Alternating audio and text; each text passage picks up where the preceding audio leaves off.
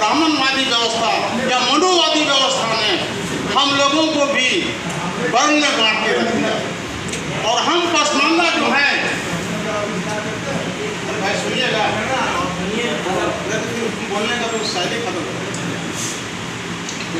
तो जिस ढंग से आप वर्ण व्यवस्था से ग्रसित हैं, उसी तरह से मैं भी मुस्लिम समाज में, जिसको आपका अभी नाम सुनेगा पसमानदा, ये जो 4 जातियां मैंने बता दी, इसके बाद जितने जातियां मुसलमानों की है वो सब दलित है, पसमानदा है। पसमानदा जो आज हम कहलाते हैं वो दलित का ही कन्वर्सन है।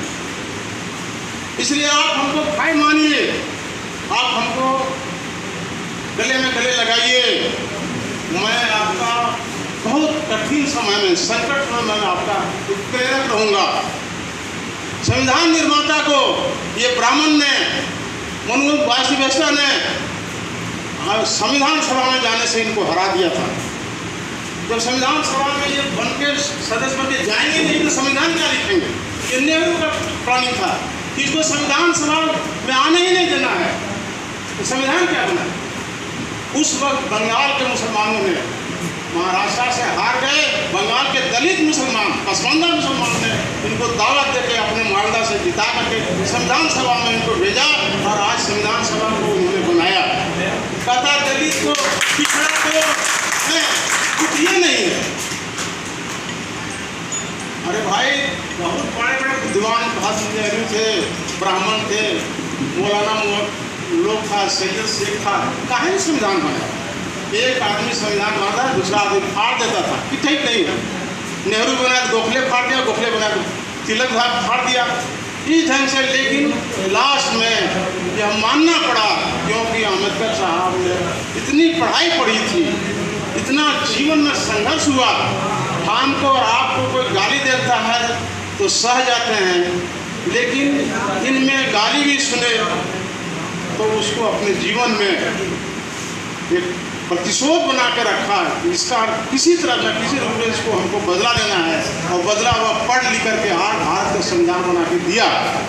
आज आप कुर्सी पर बैठे हैं, किसकी देन है? ये अम्बेडकर साहब की देन है।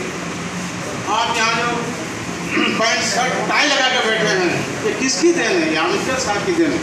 और नहीं तो इस वर्ण व्यवस्था में आप अपने घर में अगर आप खटिया पर बैठे हैं तो पंडित जी, राजपूत जी गुजर रहे हैं तो आपको खड़ा हो जाना होगा, खटिया छोड़ देना होगा। और बहुत सारी चीज़ तो मेरे साथी लोग बता ही दिया।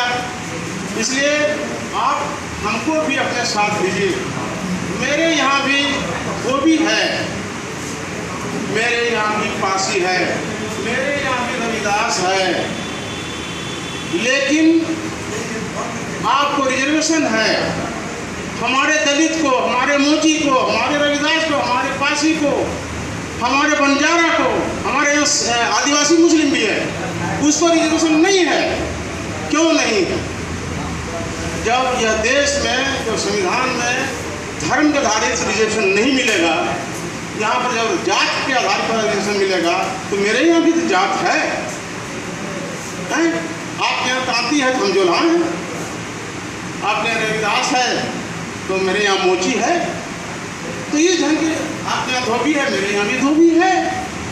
लेकिन इसको नेहरू ने एक चालाकी किया। 10 अगस्त 1950 को अम्बेडकर जी ने हम मुसलमानों को भी कहा था कि आप में भी जात पात है, आप लोग भी आकर के रिजर्वेशन मांगे। लेकिन उसी वक्त नेहरू ने मौलाना आज़ाद को अगुवा करके और 5-4 को और शेख सैयद को खड़ा करके बोला कि जाओ अम्बेडकर को समझाओ कि मुसलमान जात तो नहीं होता तुम लोग में। ये मौलाना आज़ाद और ये 4-5 मुसलमान गए, बोले भाई मुसलमान में जात पात नहीं होती, हम तो बराबर है, हमने कोई छुआ नहीं। लेकिन मस्जिद में नौआ, मस्जिद में मियाँ, बाहर निकले तो नौआ धोबी। आपको बताता हूँ, आपसे ज़्यादा मेरे पास शोषण है। मेरे यहाँ भी मेहतर मुसलमान है, कोई मुसलमान मेहतर मुसलमान को वजू करने के नमाज पढ़ने देता है क्या? नहीं पढ़ने देता है। उस बेचारे को अगर नहा धो के कपड़ा भी बदल लिया तो उसको घर से अपना वजू बना के जाना पड़ता है। नहीं तो मस्जिद का जो नमाज का जो वजू बनाने का जो लोटा है, बदना है, वो छुआता है। तो हम भी आपके जैसा ही समाज में पीड़ित हैं। और इस संघर्ष में मैं कंधा से कंधा मिलाकर चलना चाहता हूँ। आपका सपना अधूरा है, हम कंधा में कंधा लगा देंगे, आपका सपना पूरा हो जाएगा। समय